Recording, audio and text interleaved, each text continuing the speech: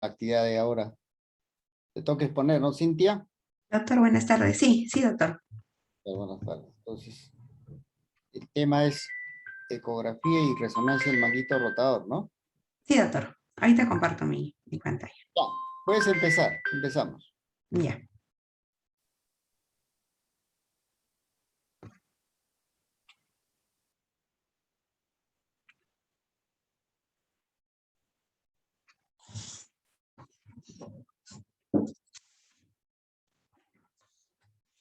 Buenas tardes, doctor. ¿Se ve mi pantalla? Eh, Disculpe, ¿se ve mi pantalla? Todo bien, doctora. Ah, ya, ya. Ok, gracias. Bueno, buenas tardes. El día de hoy me toca exponer evaluación ecográfica y mediante resonancia magnética del manguito rotador. Yo soy Cintia Jaque, soy médico residente del Departamento del Diagnóstico por Imágenes del Hospital Cayetano Heredia. Primero vamos a empezar con los objetivos, luego la anatomía, eh, posteriormente la evaluación ecográfica, la evaluación mediante resonancia magnética, algunas patologías, las conclusiones y la bibliografía.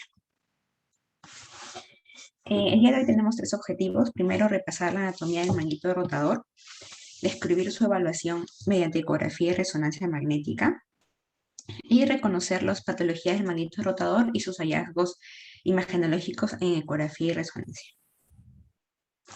Bueno, vamos a empezar con la anatomía. Vamos a empezar primero con las superficies óseas relevantes, que son el húmero y la escápula. Bueno, vamos a empezar, voy a poner mi puntero.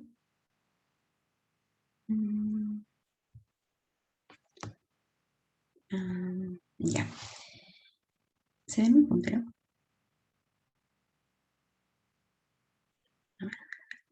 Perdón, un momentito.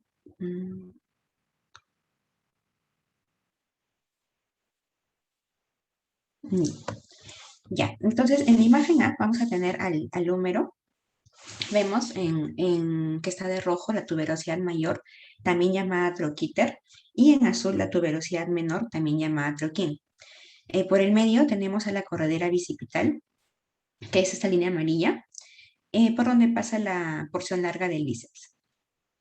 Aquí en la imagen B vamos a ver una huella en el troquíter.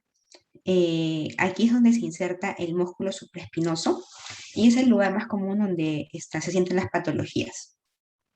Aquí en la imagen C tenemos a la escápula con dos prominencias óseas, ¿no? Esa prominencia voluminosa ósea que está de rojo es la apófisis coracoides y hay una más grande aún que está de azul, que es el acronio.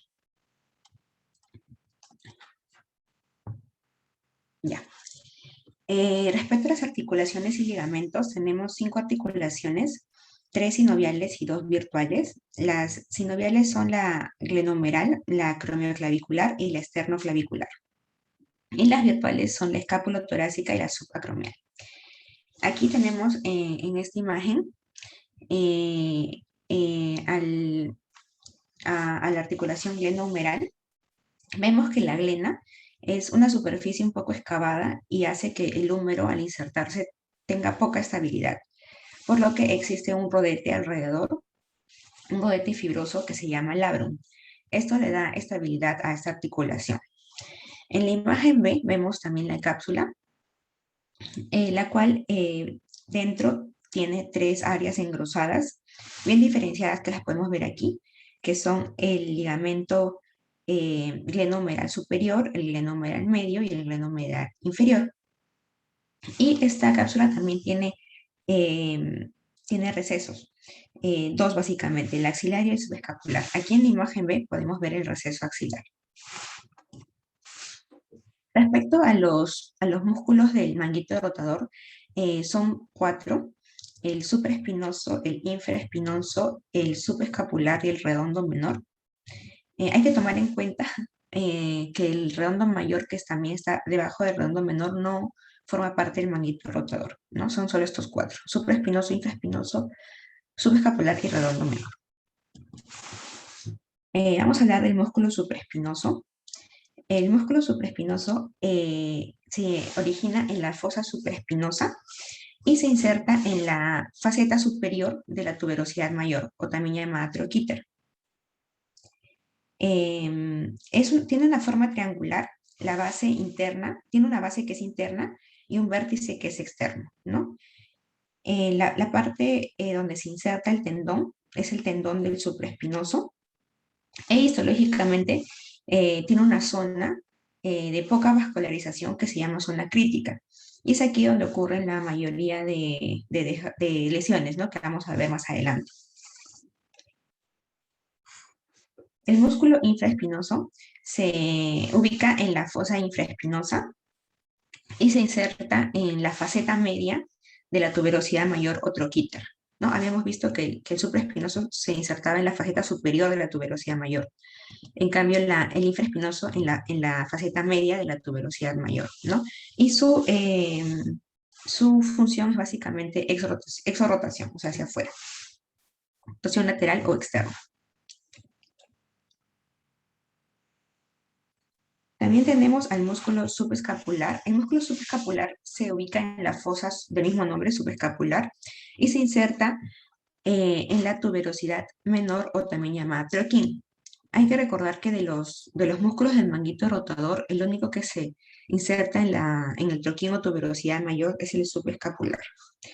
Y también es importante saber que el subescapular es un músculo, se llama multipegnato. Esto quiere decir que tiene varios tendones, más o menos 4 a 6 en su interior. Y también hay que recordar que tiene un tendón grueso que mide más o menos 2 centímetros de ancho. Y este tendón le da cierta estabilidad a la porción larga del bíceps, que como habíamos visto en la imagen anterior, pasaba entre la tuberosidad mayor y la tuberosidad menor, ¿no? En la cordillera bicipital. Por último, de músculos tenemos al músculo redondo menor, que, bueno, es un músculo que está en el borde lateral de la escápula. Se inserta en la faceta inferior de la tuberosidad mayor, ¿no? El supraespinoso en la faceta superior de la tuberosidad mayor, el infraespinoso en la faceta media de la tuberosidad mayor y el músculo redondo menor en la faceta inferior de la tuberosidad mayor. Su función también es exorrotación, o sea, rotación externa. Ya, vamos a empezar viendo las estructuras de la cara anterior del hombro y más o menos cómo se evalúan. En las estructuras de la cara anterior vamos a estudiar 4 básicamente. El bíceps, el subescapular, el pectoral mayor y el ligamento coracoracomial. Aquí tenemos una imagen de un cadáver donde se puede ver el músculo subescapular, ¿no? Que se inserta en el troquín. Vemos el tendón del pectoral mayor y la apófisis coracoides. En la imagen B también, ¿no? La porción larga del bíceps que pasa entre las tuberosidades y el subescapular que le da cierta estabilidad, que se inserta en el troquín. En la imagen, en el esquema C, vemos al labrum, ¿no? Que habíamos hablado que tenía su rodete, perdón, la cavidad glenoidea, que habíamos dicho que tiene su rodete fibroso llamado labrum, que le brinda mayor estabilidad, ¿no? Ya que la glena es algo plana y no le daría mucha estabilidad al húmero. Y en la imagen vemos nuevamente al pectoral mayor, que lo vamos a evaluar a continuación. Entonces, vamos a ver cómo se realiza la evaluación ecográfica de estas estructuras de la pared anterior del hombro. Primero tenemos que colocar al paciente en una silla con el brazo en supinación y que el dorso de la mano esté apoyado en la rodilla del mismo lado que vamos a evaluar. Esta posición es importante. En realidad las posiciones del hombro son importantes porque nos van a permitir que podamos evaluar de mejor manera las estructuras. Entonces, colocamos el transductor de manera transversal, como podemos ver acá en la imagen A, más o menos a unos 3 a 4 centímetros del acromio. El acromio se puede palpar, ¿no? Entonces lo palpamos para hacerlo más fácil y más o menos abajo de 3 a 4 centímetros colocamos el transductor de manera transversal y empezamos a evaluar, ¿no? Entonces, en la imagen B, por ejemplo, tenemos un corte axial de un cadáver, ¿no? Donde podemos ver la tuberosidad mayor, la tuberosidad menor, y al medio la corredera bicipital con la porción larga del bíceps. En la imagen C tenemos lo mismo que hemos visto en la imagen B, solamente que en una vista superior, ¿no? Donde está la subvelocidad mayor y la porción larga del bíceps, ¿no? Yendo por la corredera bicipital. Y bueno, como habíamos dicho, ponemos el transductor de 3 a 4 centímetros debajo del acromion y vamos a poder ver lo que hemos mencionado, ¿no? Acá en el esquema D tenemos una imagen ecográfica de la tuberosidad mayor con la tuberosidad menor y la porción larga del bíceps.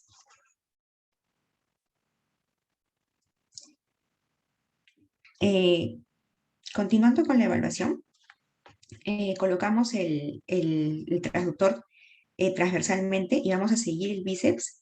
Vamos a colocar el transductor sobre el bíceps y a seguirlo hacia abajo hasta vamos a encontrar una estructura fibrilar y gruesa, ¿no? Que se va a meter que va a cruzar el bíceps de medial a lateral.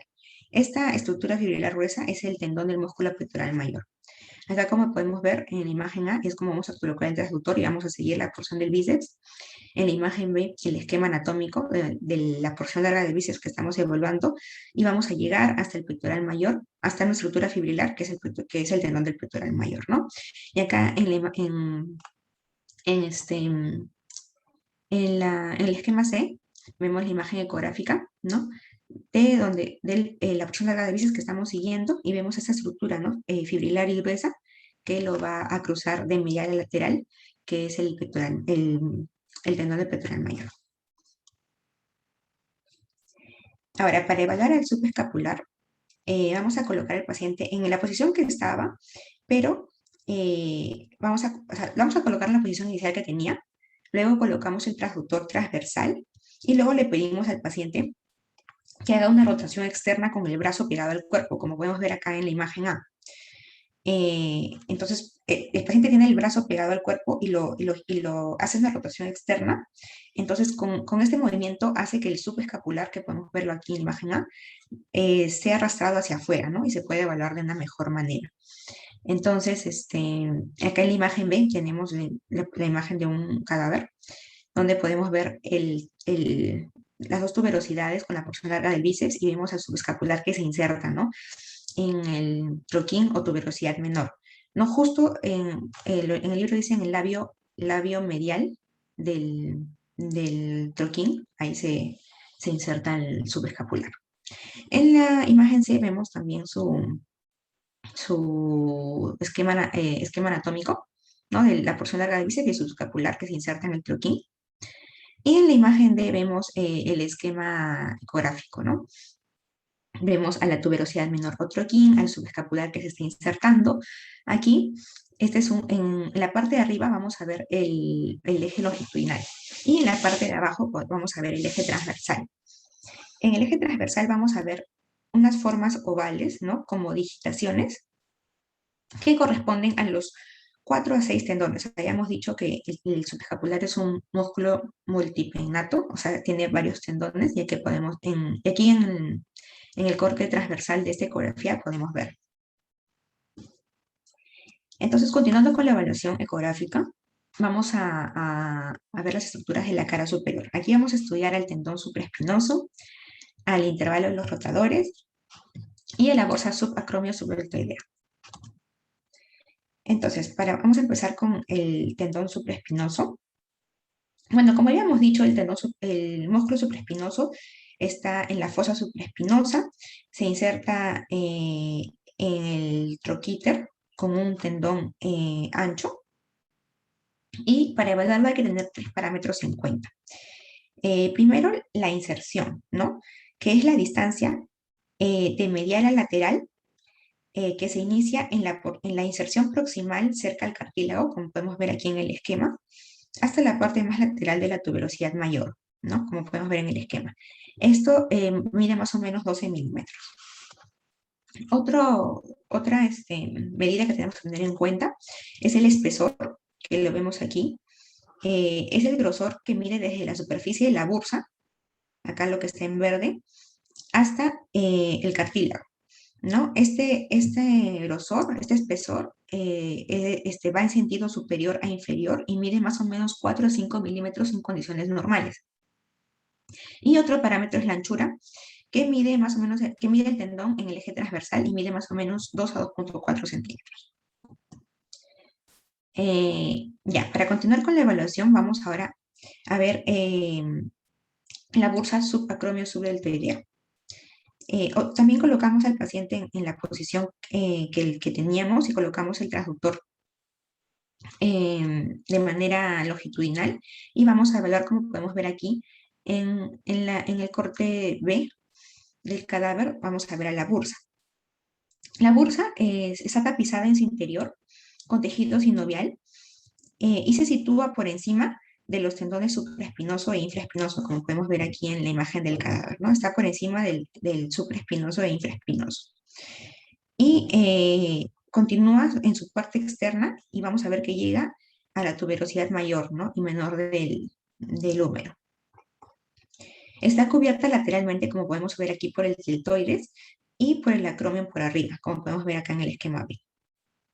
La función de la bursa básicamente es facilitar el deslazamiento de los tendones, ¿no? Para evitar que haya fricción con el acromion. Esa es básicamente su función. Acá en la imagen C tenemos un esquema más bonito de la bursa, ¿no? Como habíamos comentado, está por encima del tendón supraespinoso, debajo del acromio, el deltoides lo pasa lateralmente. Y en la imagen D vemos un esquema de ecografía donde podemos ver la bursa. En condiciones normales de la bursa es un poco difícil de ver. Aquí podemos ver que está señalada. En realidad casi no se ve porque es como una línea hipoecogénica que tiene paredes hiperecogénicas, ¿no? Su pared superior e inferior son hiperecogénicas. Y la pared inferior de la bursa se puede confundir con el tendón supraespinoso porque está justo debajo.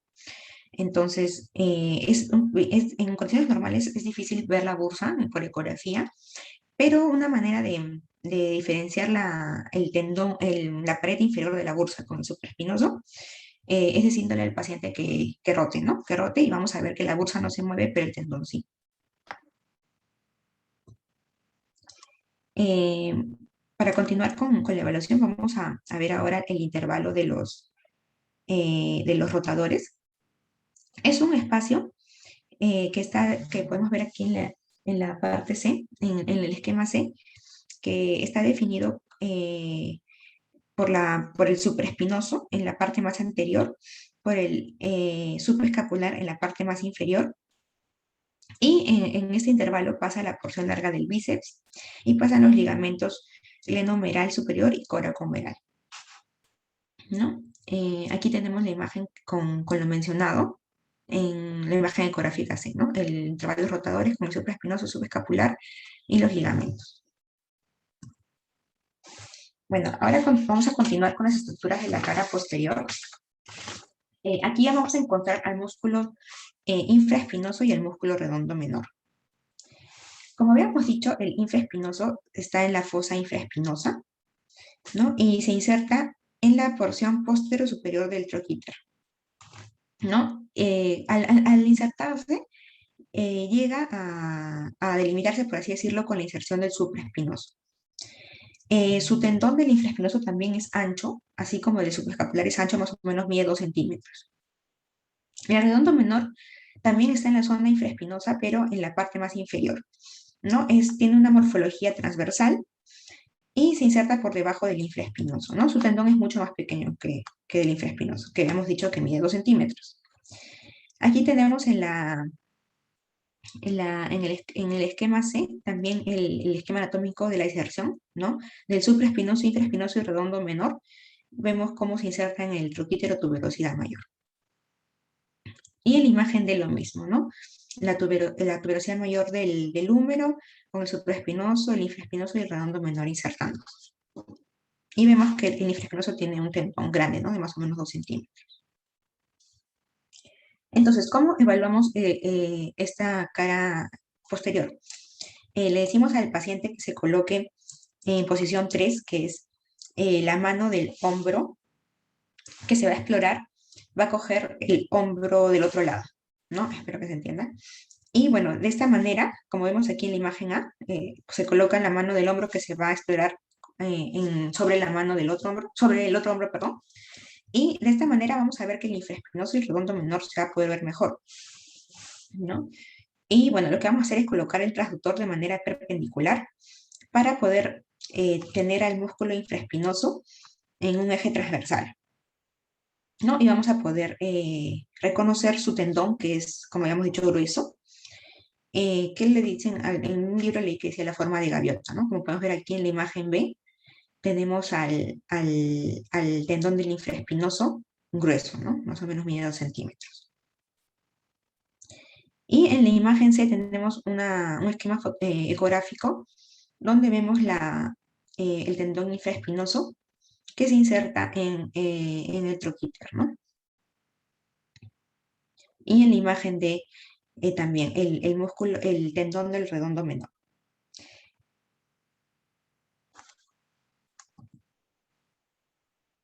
Ya. Bueno, ahora vamos a empezar a hablar las patologías del manguito rotador. Vamos a empezar con las tendinosis. Bueno, en estas patologías el tendón del supraespinoso es el que se ve afectado con mayor frecuencia. Habíamos comentado que el supraespinoso tenía histológicamente una zona crítica, que es una zona de menor vascularización, y por eso es que es más frecuente las patologías en esta zona. ¿Y cómo es que se da cómo es la patología de la tendinosis? Bueno, empieza como una tendinopatía reactiva que evoluciona a una tendinopatía degenerativa o tendinosis degenerativa, ¿no? Esto al progresar hace que haya pequeñas roturas en los tendones que pueden terminar, progresando a daños completos del espesor del tendón. ¿Cuáles son las causas? Hay factores intrínsecos y factores extrínsecos de estas tendinopatías. Los factores intrínsecos son los que son inherentes al tendón, ¿no? Como la vascularización del tendón, como habíamos comentado, el supraespinoso tiene una zona de menos vascularización. La morfología del tendón, por ejemplo, que esté engrosado, que tenga irregularidades. Algunas propiedades mecánicas como la rigidez o el colágeno, ¿no? Que se pierde también por la edad. Las propiedades biológicas del tendón. Y bueno, la predisposición genética también es un factor intrínseco. Un factor extrínseco sería el pinzamiento subacromial, que ya vamos a ver unas imágenes después. Y bueno, otros pinzamientos que se den también a nivel articular, humeral, muscular o escapular. ¿Cuál es el cuadro clínico de estas tendinopatías o tendinosis? Primero, el dolor en la cara anterolateral del hombro, que aumenta con la elevación de la extremidad, ¿no? Aquí podemos ver una imagen más o menos, el dolor es en la cara anterolateral y aumenta cuando eleva la extremidad del paciente. También hay una sensación de debilidad o limitación de la movilidad. Hay una irradiación del dolor al tercio proximal y al tercio anterolateral del brazo. Cuando está comprometido el infraespinoso, como sabemos, el infraespinoso está en la fosa supraespinosa de la escápula, o sea, en la parte de atrás, entonces el dolor va a ser más posterior y va a aumentar con la rotación externa, porque es su principal función. En caso de que esté comprometido el subescapular, vamos a ver que el dolor es más anterior y aumenta con las maniobras de rotación interna, ¿no? Por la misma ubicación de este tendón.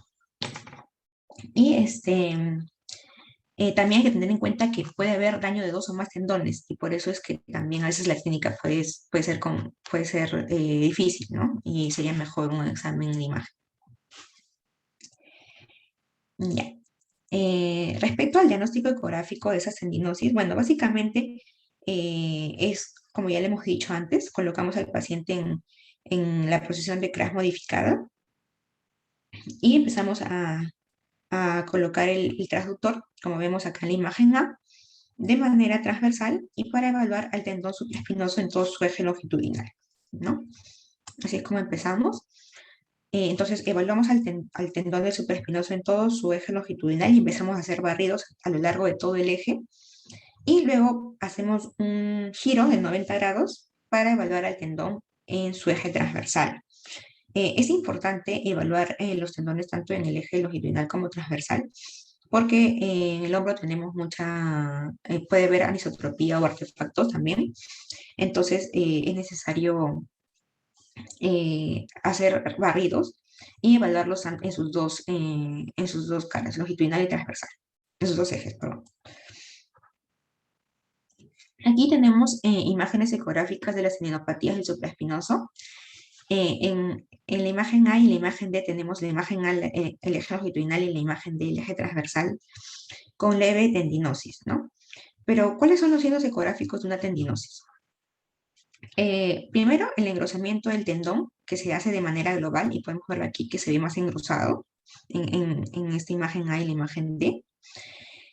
Otro es el cambio en la densidad del tendón, también la pérdida del patrón típico fibrilar. En caso de tendinosis recientes, se ve hipoecogénico, y en caso de ya crónica, se ve hiperecogénico.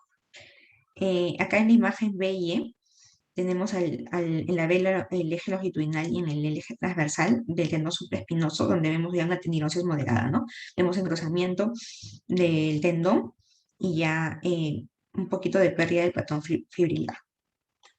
Y en la imagen C y F también, en la C vemos el eje longitudinal y en el F el eje transversal, donde ya vemos una tendinopatía ya más avanzada, ¿no? Vemos que está engrosado el tendón, vemos que está heterogéneo, hay un cambio en la densidad, y bueno, entonces sí podemos reconocer en ecografía los cambios. En el caso de la resonancia, ¿cómo se ve? Bueno, aquí tenemos una imagen ponderada en T1, donde vamos a ver, bueno, y la B es una densidad de protones. ¿Y cómo se va a ver la tendinosis? Se va a ver como señales de alta intensidad focal dentro del tendón supraespinoso, ¿no? Como podemos ver aquí en la flecha, por ejemplo, acá en la imagen A, vemos este corte coronal en T1, donde vemos una señal de alta intensidad, ¿no? Dentro del tendón. Entonces, si reconocemos esto, podemos decir que estamos en una tendinosis del supraespinoso. Aquí en la imagen B, la resonancia B, vemos también el corte coronal, pero en densidad de protones. Y la bibliografía que encontré dice que la tendinosis es mejor evaluarla en esta densidad porque se puede ver mucho mejor el realce, ¿no? La señal de alta intensidad. Y en la imagen C también se puede ver, ¿no? Pero como habíamos comentado, es mejor verla en densidad de protones. Aquí tenemos una tendinosis del infraespinoso.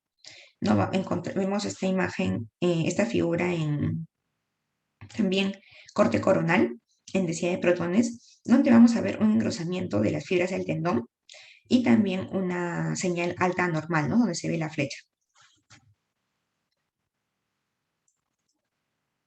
Acá tenemos una tendinosis del subescapular. También tenemos una imagen axial donde vemos una zona de alta señal, ¿no? Dentro del subescapular con engrosamiento de las fibras. Y en la imagen B lo mismo, una señal de intensidad en esta resonancia ponderada en T2. El subescapular también puede tener tendinosis si es que estamos frente a un pinzamiento subcoracoideo. ¿Y cuándo sospechamos de un pinzamiento subcoracoideo? Lo sospechamos cuando la distancia entre la apófisis coracoides y la tuberosidad menor del húmero es menos de 6 milímetros. Como podemos ver aquí en la parte superior, vemos la distancia que es normal, ¿no? Pero en la imagen B ya vemos que la distancia entre la apófisis coracoides y la tuberosidad menor está disminuida, y podríamos concluir que estamos frente a un pinzamiento subcoracoideo. Y en la imagen C ya se puede ver ya la señal alta que nos podría indicar una tendinosis, y también vemos el engrosamiento, ¿no? Del tendón. Otra patología es la tendinitis calcificante, que es una patología común.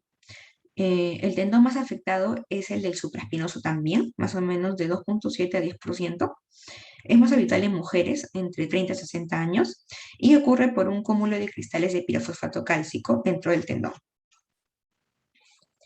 Hay estudios que dividen esa tendinitis calcificante en granulares, nodulares y lineales. Las granulares, perdón, es cuando los márgenes están parcialmente definidos y la ecogenicidad es irregular.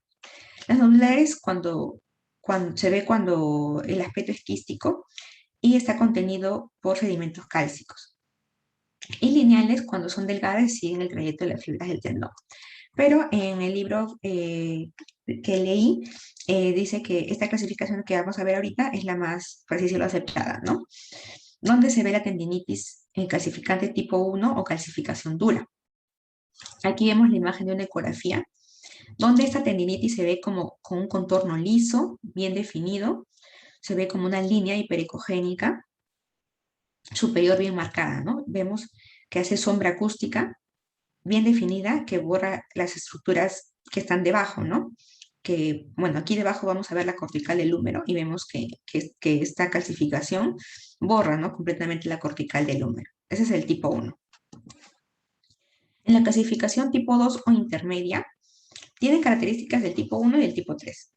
Son más ovaladas, ¿no? Con la cortical un poquito menos definida y también hacen sombra acústica, pero esta sombra acústica es más sutil porque solamente borra de manera parcial la cortical del húmero, ¿no? Como podemos ver aquí, tiene sombra acústica, pero no lo borra completamente, ¿no? Como la tipo 1 que sí borraba la cortical del húmero. Y esta tipo 2 es más sintomática que el tipo 1. La tipo 3, o también llamada blanda, esta sí, como lo podemos ver, es de aspecto brumoso, pastoso, es menos hiperintenso y menos definido y no tiene sombra acústica. No podemos ver aquí, la cortical del húmero está bien definida porque no tiene sombra acústica, como habíamos mencionado. Su contenido es heterogéneo y, bueno, se relaciona con la fase resortiva de la calcificación, ¿no? Y esta sí se acompaña de una clínica importante, ¿no? Dolor, inclusive nocturno, inclusive leí que está despierta por las noches de los pacientes y hay gran impotencia funcional.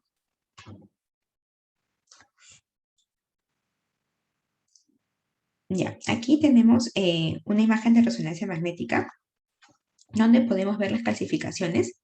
Las calcificaciones, a diferencia de la senidosis que habíamos dicho que tienen una señal alta, las calcificaciones tienen, por el contrario, una señal nula, ¿no? Como podemos ver aquí en esta secuencia ecogradiente, vemos que las áreas focales que están con las flechitas tienen una señal nula, ¿no? Y esto es difícil diagnóstico porque hay tendones que no tienen mucha señal en la resonancia, entonces es un poquito más difícil de diagnosticar. Otra patología importante es la rotura parcial de los tendones del manguito rotador. Esta es más o menos de frecuencia entre 3 y 22%. El 4% es en menores de 40 años y el 30 al 50% es en mayores de 60 años.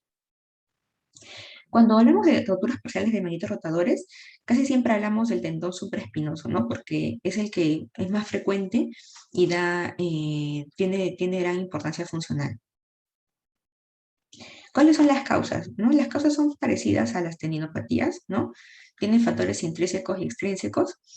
Los factores intrínsecos son los cambios con la edad, ¿no? Habíamos dicho de las tendinopatías degenerativas.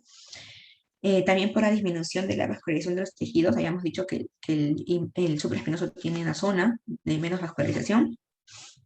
Y bueno, también por las variantes anatómicas del acromion, que vamos a ver en la siguiente diapositiva.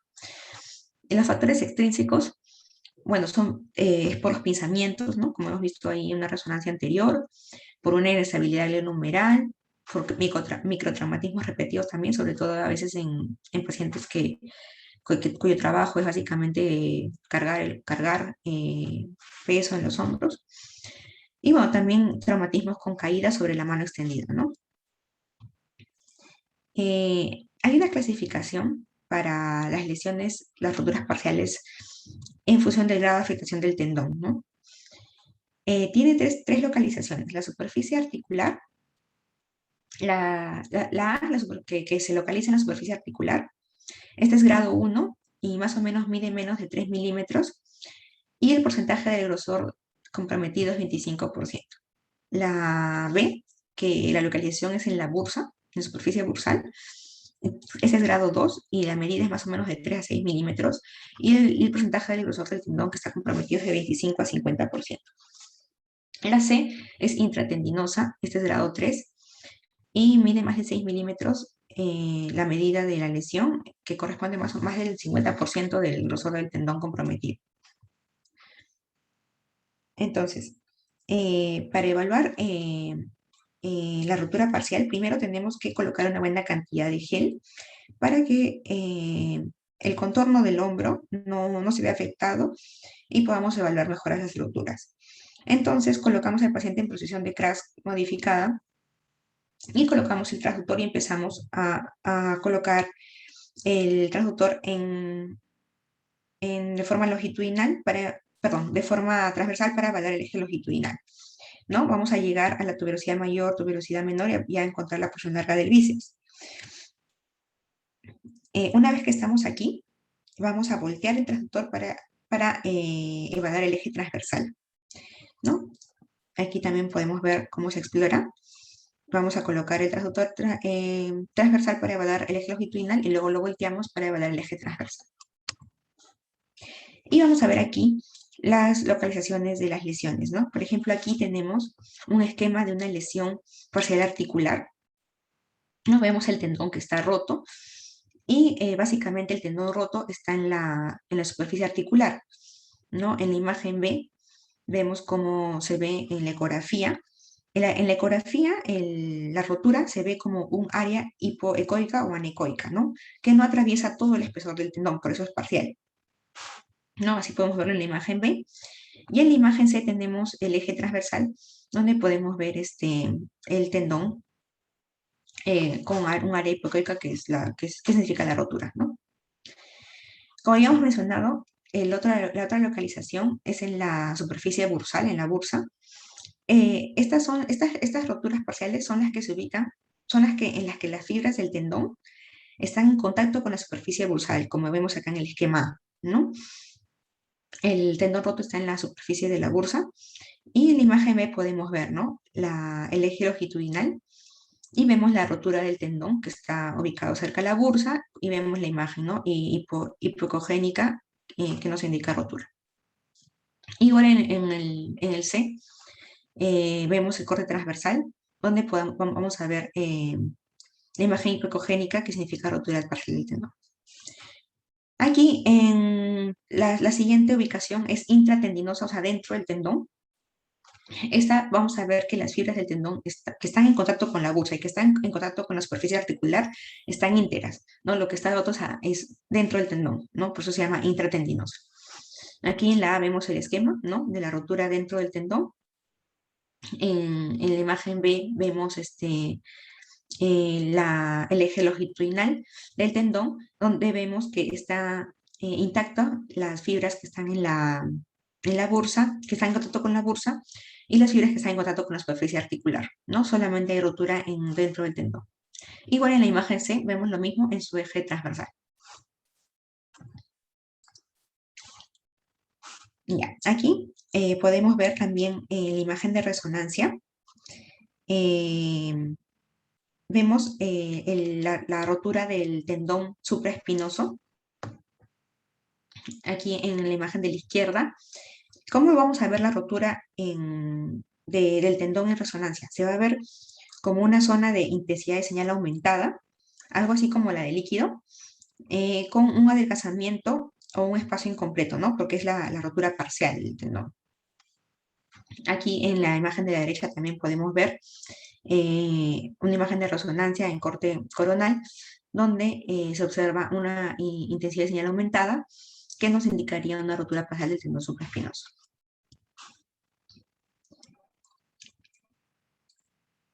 Aquí en esta figura también tenemos la imagen coronal de la rotura del tendón supraespinoso y vemos la intensidad de señal aumentada.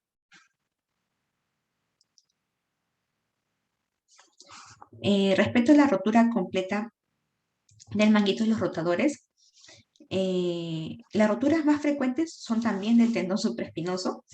La incidencia es del 7-27% el 7 al 7% de pacientes tienen una rotura de espesor completo y el 13 al 37% tienen rotura de espesor parcial. Estas roturas completas son más frecuentes en los pacientes que tienen acromio tipo 3. ¿Y cuál es el acromio tipo 3? Lo vamos a ver acá en la imagen de la izquierda. ¿Cuáles son los tipos de morfología acromial según Vigliani? El tipo 1, que vemos que es plano, el acromio. El tipo 2 vemos que es curvo. Y el tipo 3 vemos que es engancho. Entonces, la rotura completa del manguito de los rotadores se da con más frecuencia en el tipo 3 por la forma de gancho, ¿no? En mayores de 65 años, el 50% de los pacientes con rotura completa del supraespinoso también tienen en el otro hombro. Por eso es importante evaluar ambos hombros, ¿no? Sobre todo porque son pacientes adultos mayores que ya tienen una tendinopatía también degenerativa adicional.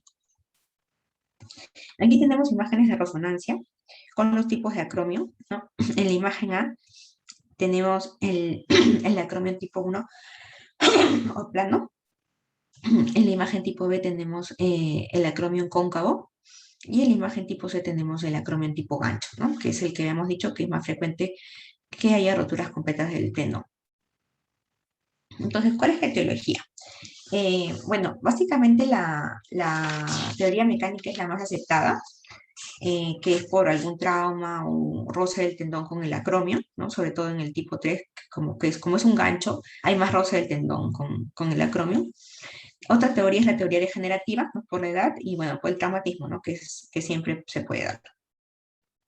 Los factores que favorecen la lesión casi son los mismos, ¿no? En general, en las tendinopatías. Los factores intrínsecos serían la degeneración, que inicia a partir de los 40 años, y la pobre vascularización del tendón, ¿no? La zona crítica, que ya hemos mencionado. Los factores extrínsecos, la morfología acromial, ¿no? El tipo 3, el ángulo acromial, la existencia de astrofitos en la articulación acromioclavicular y las fracturas del troquíter, ¿no? Al haber fracturas del troquíter y al insertarse aquí los tendones, puede haber roturas completas de estos, ¿no? ¿Cómo es la clínica? La clínica, bueno, la clínica guarda relación con el tamaño de la rotura, ¿no? Dependiendo del tamaño, los síntomas, vamos a ver diferentes síntomas. En un paciente joven, el dolor va a ser más agudo por un golpe o un tirón, seguido de hipotesia funcional. En cambio, en un paciente mayor, el dolor va a debutar de manera espontánea, progresiva, y se va a relacionar a actividades, ¿no? Pero no a un traumatismo, claro, como en el caso del joven, ¿no? Que sí es casi siempre por un traumatismo. ¿Cómo se diagnostica? Bueno, sabemos que la anamnesis es importante, pero antes de hacer los exámenes imagenológicos podemos evaluar al paciente diciéndole primero que te haga un movimiento hacia arriba, ¿no? Como puedes ver en la imagen A, le hacemos que haga un movimiento activo libre hacia arriba y vemos si es que lo puede hacer de manera completa o si es que le duele, ¿no?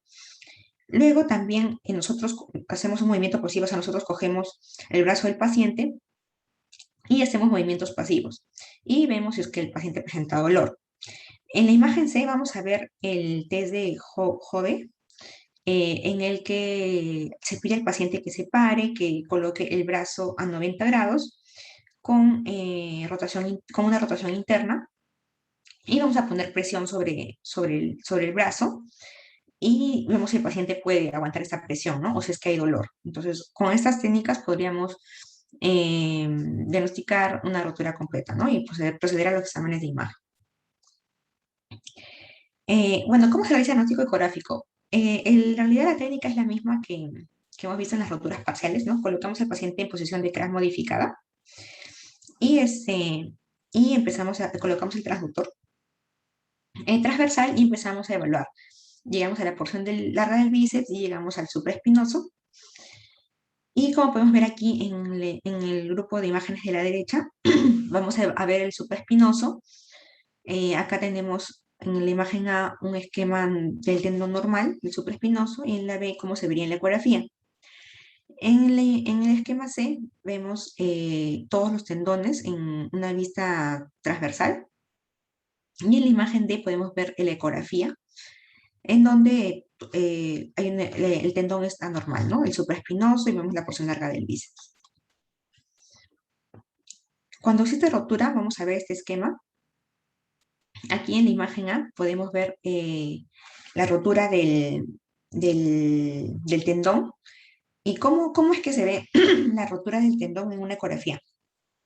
Se ve como una imagen hipocogénica o anecoica que vamos a ver que comunica la bursa con la articulación, ¿no? Como en la rotura parcial que habíamos visto que se ubicaba sobre la bursa, sobre la articulación. Aquí la rotura ocurre desde la bursa hacia la articulación, o sea, completa, ¿no? Y vamos a ver una imagen anecoica, ¿no? Como podemos ver acá en el esquema B, se ve la imagen anecoica que nos sugiere una rotura completa. Y aquí en el caso de cronicidad, esta parte que es anecoica se empieza a llenar de tejido cicatricial y en la ecografía ya no se ve como anecoico, sino se ve que hay ausencia del tendón, ¿no? Y solamente se ve una imagen hipocogénica. Hay una clasificación de Snyder para las rupturas completas.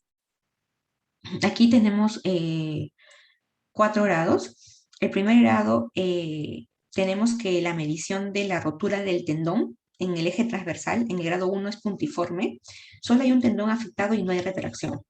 En el grado 2, la medida de la rotura del tendón en el eje transversal es menos de 2 centímetros, hay un tendón afectado y hay un poco grado de retracción. Puede o no haber retracción. En cambio, en el grado 3, la medida es de entre 3 a 4 centímetros. El tendón afectado es toda la anchura del tendón, inclusive parte de otros tendones, y hay un grado de retracción. En que en el grado 4, la afectación ya es total, hay hasta de 2 a más tendones afectados y hay un gran grado de retracción. Hay que recordar que si hay un importante grado de retracción, ya el tratamiento es quirúrgico. Entonces aquí tenemos la rotura de Snyder tipo C1, o sea, grado 1. Vemos aquí en la imagen A al supraespinoso con su eje largo. Y en la imagen vemos el supraespinoso con la rotura de su eje, ¿no? Y como habíamos comentado, el tipo 1, vemos que en la imagen transversal, que es la D, la imagen transversal del tendón, que lo vemos poder en el esquema, lo podemos ver en el esquema D, vemos que es puntiforme, ¿no? No hay mucha rotura del tendón, eso es un grado 1. En cambio, en el grado 2 que vemos aquí, en el esquema A, vemos que ya el grado de rotura es mayor. En el eje largo, en el esquema B, que es el eje largo, podemos ver que hay más cantidad de imagen anecoica. En el esquema C vemos el eje transversal donde ya está roto. Y en el esquema D tenemos el eje transversal de la ecografía, donde lo medimos y habíamos dicho que tenía más o menos medida 2 centímetros, ¿no? Acá tenemos el esquema del grado 3, donde ya hay una rotura completa del tendón. Vemos en el esquema B el eje longitudinal, el eje largo. En el esquema C vemos ya el eje transversal con la rotura completa. Y en el esquema D vemos la imagen transversal donde ya hay rotura completa y hay más de un tendón comprometido. En el grado 4 vemos también, y aquí ya es la rotura completa donde abarca todo el tendón, podemos ver en la imagen A. En la imagen B vemos la longitud de todo el tendón roto, con la imagen anecoica sobre el cartílago, sobre la superficie articular, perdón. En la imagen, en el esquema C ya todo el tendón roto. Y en el eje transversal, en la imagen D, vemos la pérdida total del tendón. Ahora, cuando hay rotura del tendón, es importante evaluar el grado de atrofia grasa del músculo. Entonces, en resonancia magnética, la escala más utilizada es la escala de Goodyear. En el grado 0 es cuando no hay depósitos grasos. En el grado 1 hay algunos depósitos grasos. En el grado 2 hay menos grasa que músculo. En el grado 3 hay igual proporción de grasa y músculo, y en el grado 4 hay más grasa que músculo. Esto es importante porque según el grado de atrofia de grasa, el tratamiento también puede ser más invasivo o bueno, quirúrgico, ¿no? Aquí tenemos un esquema de la atrofia de grasa según Gutalier. Vemos el grado 0, el grado 1, el grado 2, el grado 3, el grado 4. En la parte superior vamos a ver imagen de resonancia magnética. En la parte media vemos el supraespinoso pero en su eje transversal, y en la parte inferior vemos el supraespinoso pero en su eje longitudinal. Y vemos que en el grado 0 todo está normal, en el grado 1 no hay depósitos de grasa, en el grado 2 hay menos grasa que músculo, en el grado 3 hay igual grasa que músculo, y en el grado 4 hay más grasa que músculo. Aquí tenemos una imagen de resonancia magnética donde podemos ver el tendón, la rotura total del tendón supraespinoso, ¿no? ¿Cómo se ve en resonancia magnética la rotura? También se ve como una señal de alta intensidad. Y aquí en la imagen de la izquierda podemos ver que estas flechitas se mide más o menos cuánto es la longitud, ¿no?, de la rotura. Acá en la imagen del costado también vemos la rotura en otro corte, en el corte sagital, vemos la rotura del tendón supraespinoso con su señal de intensidad alta, ¿no? Hay varios tipos de desgarros del tendón. Aquí vemos el desgarro en forma de media luna, perdón, en forma de U, ¿no?, que lo podemos ver acá en la imagen a la izquierda como una U, y en la derecha podemos ver cómo se reparó, ¿no? Se unen este lado del tendón hacia arriba y se repara de esta manera. En esta imagen de aquí podemos ver al tendón en forma de media luna, en la izquierda antes de la reparación y en la derecha después de la reparación. Y aquí tenemos la rotura del tendón en forma de L, donde se unen los tendones y se repara, y vemos en la derecha ya su reparación en forma de L. Aquí tenemos imagen de resonancia magnética. En la izquierda tenemos una imagen axial en T2, donde vemos un desgarro del tendón supraespinoso, y vemos que el desgarro se ha desprendido un poco del hueso, ¿no? Y vemos las flechitas cómo se ve que el desgarro se desprende. Esto sugiere que el desgarro sea en media luna. En la imagen de acá de la derecha superior, en la parte superior, vemos también un desgarro total del supraespinoso, y vemos que el desgarro ya es un poquito más medial, ¿no? Esto sugiere un desgarro en forma de U. Y en la imagen de abajo podemos ver el desgarro del supraespinoso con las flechitas que miden la longitud del desgarro. Aquí podemos ver en esta imagen de resonancia en T2 de la izquierda, vemos que hay una retracción del tendón supraespinoso, ¿no? Que es una retracción medial, ¿no?, del moñón del supraespinoso. Y en la derecha podemos ver que también que el subescapular también está retraído y llega casi hasta la cavidad glenoidea, ¿no?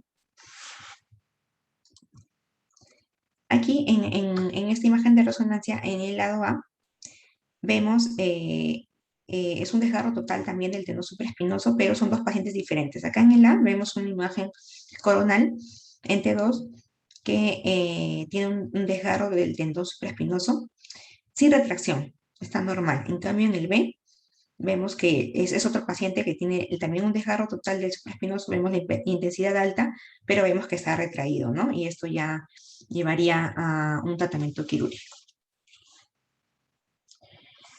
Bueno, entonces para concluir la exposición, habían dos conclusiones que quería mencionar. La primera es que para poder hacer una correcta evaluación de la ecográfica y mediante resonancia magnética del manguito rotador, es importante primero recordar la anatomía. Entonces, siempre repasar la anatomía antes de la evaluación. Y como segunda conclusión, es que para la evaluación del manguito rotador, siempre la prueba inicial y bueno, de elección, por así decirlo, es de la ecografía, ¿no? Que en caso de lesiones de roturas completas, se puede decir que tiene una fiabilidad diagnóstica similar a la de la resonancia. En cambio, en roturas parciales o articulares o en tendinosis o en tendinitis, sí la resonancia magnética es mucho más sensible, ¿no? Para descartar estas patologías.